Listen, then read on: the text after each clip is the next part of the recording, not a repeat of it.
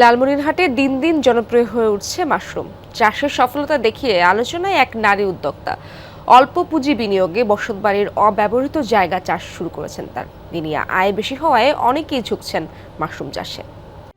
কেসারেন শেকড় থেকে শিখরে। লালমনিরহাট সদর উপজেলার গোকুন্ডা গ্রামের নারী উদ্যোক্তা সেলিনা সুইটি সরকারের পুষ্টি উন্নয়ন এবং দারিদ্র্য হ্রাসকরণ প্রকল্পের মাধ্যমে 2023 সালে নিজ বাড়িতে শুরু করেন মাশরুম চাষ।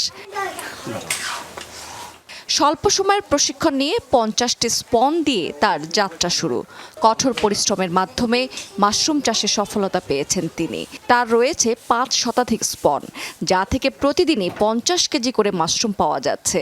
প্রতি কেজির উৎপাদন খরচ 65 থেকে 70 টাকা, আর বিক্রয় হচ্ছে 250 থেকে 300 টাকা দরে। এই গ্রামেরই 30 জন অসচ্ছল নারী উদ্বুদ্ধ হয়ে মাশরুম চাষ শুরু করেছেন। ট্রেনিং দিয়ে মাশরুম চাষ করা শুরু করে আমার বাসায় করে, আমিও দেখাশোনা করি। ছুটিয়াপুর মাশরুম সেন্টারে আমি রেগুলার চাষ পরিচর্যা করি।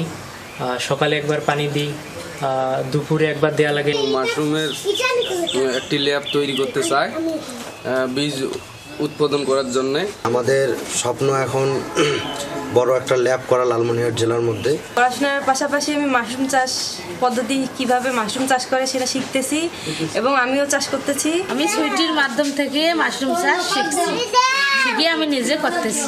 মাশরুম যেভাবে বাজারজাত হইতেছে মোটামুটি আলহামদুলিল্লাহ ভালো। আমি একজন চাষি, আমি মাশরুম চাষ করতেছি।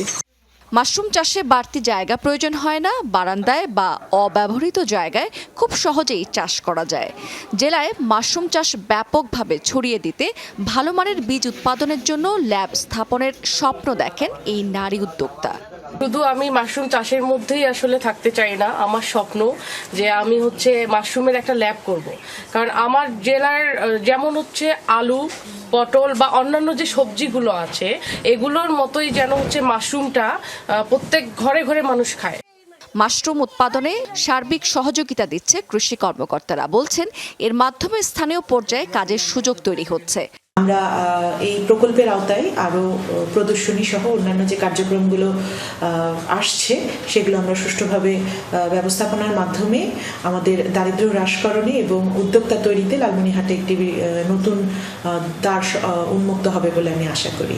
মাশরুম বাজারজাতকরণের টেকসই কাঠামো তৈরি করতে নীতি নির্ধারকদের কাছে দাবি জানিয়েছেন চাষিরা। রাবেয়া স্মৃতি, যমুনা নিউজ।